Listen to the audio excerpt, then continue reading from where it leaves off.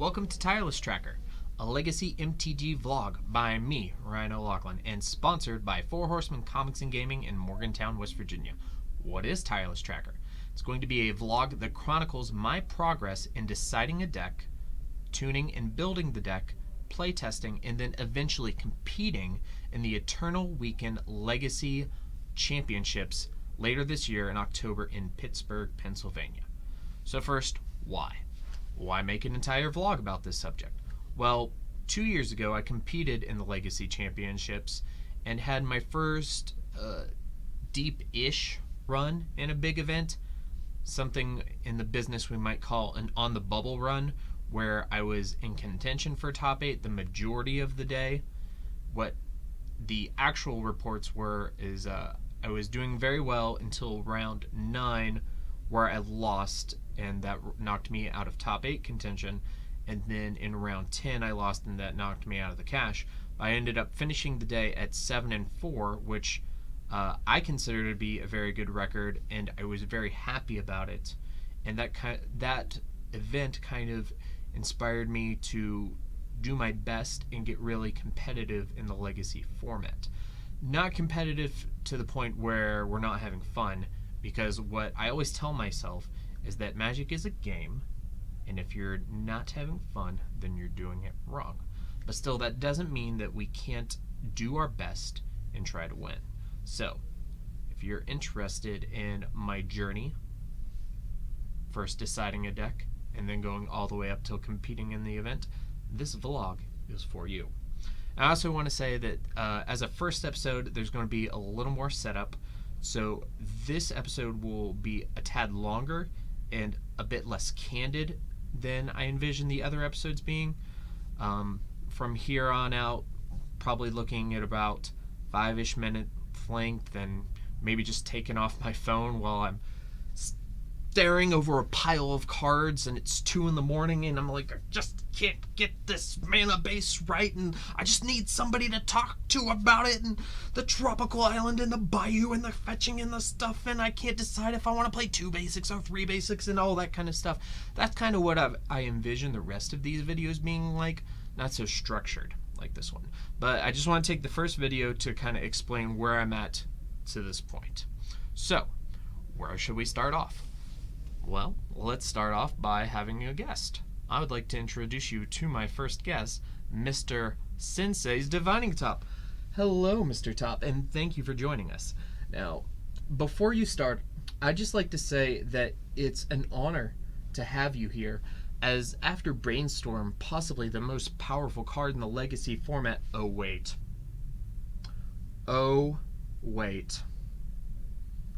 You're not legal in the Legacy format, are you? Oh, girl. Did I not tell you to slow down? Did I not tell you to just have one less top 8? Actually, that's not the case. Being fully out there, in interest of full disclosure, I didn't think they'd ever actually ban this card. They did. I was wrong. I'm not particularly good at predicting the ban and restricted list updates. Anyways, so here we are. Synthase Divining Top is banned in Legacy. Did I think it was going to happen? No. Am I upset about it? No. It didn't. I don't feel like it needed to happen, but it has, and because of it, Legacy is more open than it has been in over 3 years. There are so many viable decks now that it just boggles my mind. When we get to a later point in the show where I talk about the list of decks that I've been considering, it's a little absurd. Just a wee bit absurd. And the leagues on Magic Online right now are like the wild, wild west. You could face anything. So, Mr. Top, I'm sorry to see you leave the format, but I think that it's going to do us all some good. I think more people are happy about it than upset, and even though we had some good, interactive, fun games and experiences, we're just going to have to say bye-bye. Everybody say bye to Mr. Top. Bye, Mr. Top. So Top is gone. When I first started out, I was just like, whoa, what? And then I start thinking, like, I play Shardless Bug. It's my deck of choice. I've been playing it competitively for over 2 years. In terms of competitive legacy, I've only ever played 2 decks. Maverick for the first 2 years I played, and then Shardless Bug for the last 2 years I played. One of Shardless Bug's best matchups is Miracles, and is there a lot of, in terms of competitiveness, is there a lot of reason to play Shardless Bug post a top banning? Maybe not. And even if there is, maybe this is a chance to just try out some other decks, and I can always go back to Bug if I want, because I don't want to just throw away 2 years of experience with one deck. So I decide that I'm going to jump into some other decks and kind of start testing the waters. Now, this is a little bit frustrating because the top banning came right after the announcement of Eternal Weekend, that it would be the weekend before Halloween in Pittsburgh, and that gave me a good 6 months of solid Shardless Bug playtesting to get to this event. So it's a tad frustrating that I now have to, well, I don't have to, but I now am possibly going to be on another deck, but I'm going to try to expedite the deck choice progress so that I can at least have a good 4 months of play testing. So I have until June 20th-ish to choose a deck, and then I have 4 solid months of grinding that deck, and then hopefully be prepared for this event. And I may end up just going back on Shardless Bug, but I do have a long list of other things that I want to consider, because I do think the most important thing about playing Legacy competitively is playing a deck that you know. So based on that, I should probably just be playing Shardless Bug or Maverick, but we're gonna talk about some other things.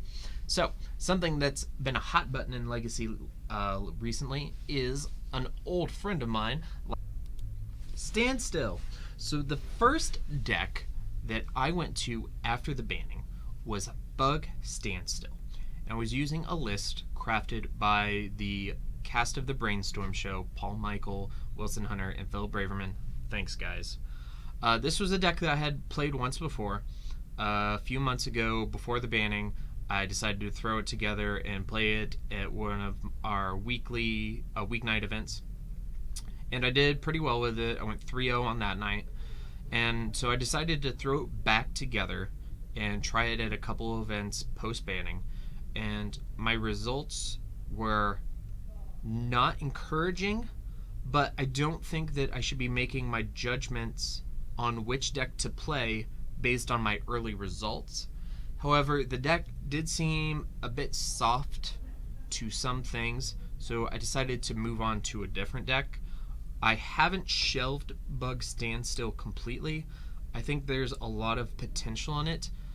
Perhaps it was my play skill and experience with the deck that prohibited me from doing well with it. Over the course of 2 weeknight events, I went 1-5 with the deck, losing to Painter Burn, Sneak and Show, 2 other decks. Check Pile and Eldrazi. Lost to Check Pile, Eldrazi, Sneak and Show, Burn, and Painter. And beating High Tide once, but it was a brew. Let's just say it wasn't the typical High Tide deck. Anyway, so I didn't have great results with it. I think that there's some potential in the deck. We may come back to it in the future. I think Deathrite Shaman and Standstill are a very powerful combination. So after we try a couple other things, we might come back around the corner. Anyway, so thank you, Mr. Standstill. I admire your posture. Miss Stoneforge Mystic is now joining us on the show. First, I just want to say, oh girl, I just love you. Just the Maverick and the Batterskull and the free wins against the Delver deck, girl. I just owe you so much. Okay. So some people are coming back around to Stoneblade decks as they were the most popular control archetype pre-Miracles. And I decided after I took Standstill apart that I was going to go ahead and try Esper Stoneblade. I didn't get to play in any events, but I did play quite a few sets of games against Merfolk, so a fair deck, and against Ant, so an unfair deck, so I could get the feel for it against both of the decks. And I did fine. I think I won more games than I lost, but just right off the bat, I could tell that I wanted to be playing a fair deck with Deathrite Shaman. My turn 1s felt really weak, which then made my turn 2s feel even worse, because when you're playing Deathrite Shaman, you just have so many brutal turn 2s, like turn 1 Deathrite Shaman into turn 2 him Wasteland you, or turn 1 Deathrite Shaman into turn 2 Shardless Agent him you, or turn 2 Liliana's, turn 2 other stuff. Like, it's just, when you have, I don't have to tell you that birds are strong. And of course, we could go into all of the other things that Deathrite Shaman does, but we'll save that for later. I don't think I'm off of Stoneforge Mystic. Definitely off of Esper. If I were going to play a Stoneforge Mystic deck, it would be Deathblade, or maybe some sort of Bant deck that's splash black for Deathrite Shaman. Haven't completely decided, obviously, or else I wouldn't be doing this, but thanks, girl. See you down the road, I'd say. So, where are we at? We want to play Deathrite Shaman, so let's bring him on. Here he comes. Oh my god, he's in the building.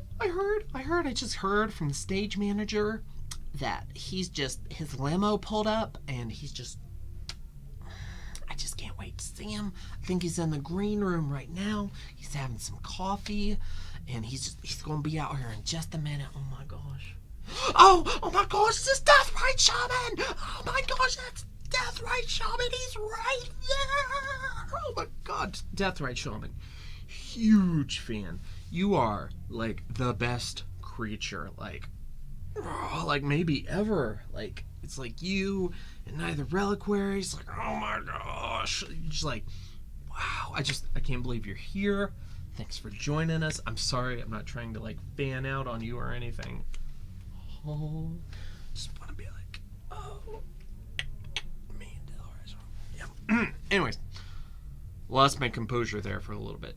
So, as we're wrapping up this episode, I just want to say that my early testing with various decks has convinced me that I need to play a deck with this guy, because he is the best creature in Legacy. He's probably the best non-blue card in Legacy. He's just absurd, and I think that the top banning makes him even better.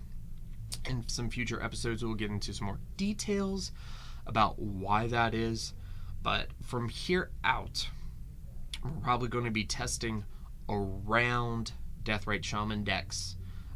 Specifically, maybe talking about some more Bug Standstill, Bug Delver, Bug Midrange, Bug Control, Bant Stoneblade, Bant Deathblade or Esper Deathblade, Maverick decks, check pile decks, no Bant decks, no Bug decks, maybe some other various brews. Definitely, next episode we're going to be talking about the deck that I have sleeved up right now, which is a brew with one of my other favorite cards in it. And I promise you that I am not being influenced by anyone. This brew is completely from up here. I'm not being manipulated by anyone or anything.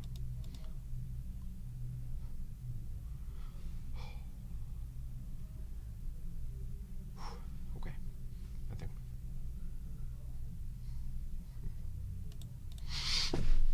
Hey, gentlemen. Did you see that? Did you see anything?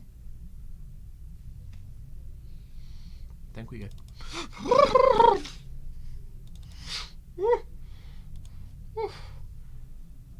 Hello? Is anybody in here? Is there anybody? Ah! I'm getting a little scared. Deathrite Shaman, will you hold my hand? Ah!